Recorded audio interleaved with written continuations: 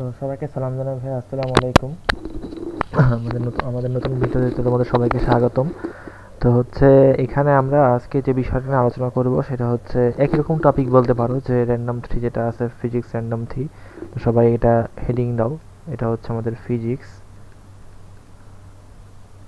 Random three.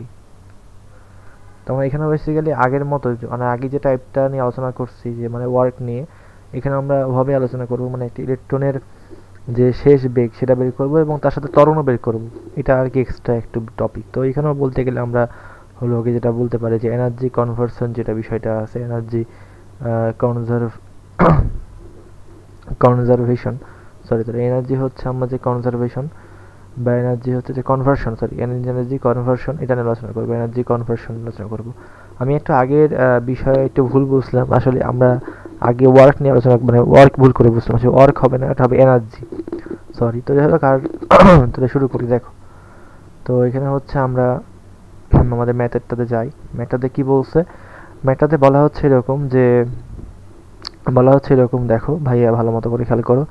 ম্যাথডে এরকম বলা হচ্ছে যে একটা আধান দেওয়া আছে, মানে 12 × 10⁻⁹ আধান এবং 5 গ্রাম ভরের একটি কণা 500 ভোল্ট বিভব পাত থেকে 300 মিটার দূরত্ব অতিক্রম করে। তাহলে কণাটি যদি স্থির অবস্থা থেকে জায়গায় অস্থির অবস্থা হতো থেকে যাত্রা শুরু করে, তাহলে তার ত্বরণ বেগ বের করতে বলা হচ্ছে। তো একদম সিম্পল ম্যাথ, আমরা ম্যাথটা করলে বুঝতে পারবা। দেখো একদমই সিম্পল।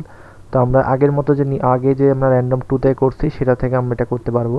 তো এখানে কি করা লাগে বলো তো? আমরা জানি যে ডাব্লু ইজ ইকুয়াল টু কি, মানে এখানে যদি আমি শক্তি চিন্তা করি তাহলে দেখো তো এভাবেই লেখা যায় যে গিয়ে half m v square minus u square, মানে গতিশক্তির পরিবর্তন ইজ ইকুয়াল টু কি বলো তো? ইজ ইকুয়াল টু হচ্ছে কিউ ইন্টু ডেল ভি, মানে বিভব পার্থক্য কিন্তু ওই আধানটা, মানে কার বিভব পার্থক্য, মানে ওই একটা যে বিভব পার্থক্যের মধ্যে আধানটা চলাচল করছে সেই আধানটার মান লাগবে বেসিক্যালি।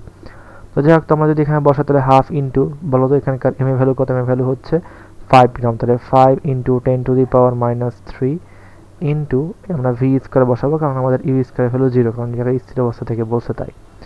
ইজ ইকুয়াল টু, দেখো তো কিউ এর ভ্যালু কত? কিউ এর ভ্যালু হচ্ছে 12 × 10⁻⁹, তারপর ইন্টু হচ্ছে কি ভি অফ পার্থক্য হচ্ছে 500, তাহলে 500 আমরা জায়গায় বসাই দিলাম।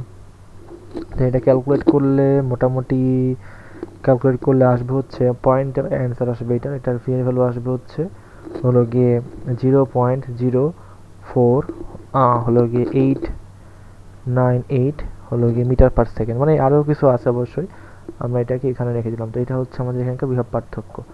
তো বিভব পার্থক্য আমরা ইজিলি বের করতে পারলাম, বাট আমরা এখানকার যে কি বলে ত্বরণ, সেটা ত্বরণটা কীভাবে বের করা যায়? দেখো, ত্বরণ বের করার জন্য তারা কিন্তু একটা হিন্টস দিয়ে রাখছে, তারা কিন্তু এই জায়গায় ওই জন্য অলরেডি তারা বলে দিচ্ছে যে এখানে কি জায়গায় বলে দিচ্ছে যে এখানে 300 মিটার অতিক্রম করে, এটা বলে দিচ্ছে। তো 300 সেন্টিমিটার, 300 সেন্টিমিটার এরকম করে, মানে কি, মানে সেই জিনিসটা মানে 300 সেন্টিমিটার অতিক্রম করে, মানে বোঝা লাগবে যে সেখানে আমাদের এস দেওয়া আছে। তাহলে আমরা করবো কি, আমরা যে ম্যাথটা যেভাবে করতে পারি, আমরা একটা পেজ নিয়ে ম্যাথটা করার চেষ্টা করি। তো এখানে যদি আমরা চেষ্টা করি, যেখানে দেখো আমরা একটা ফর্মুলা জানি যে v square is equal to u square plus 2 AS।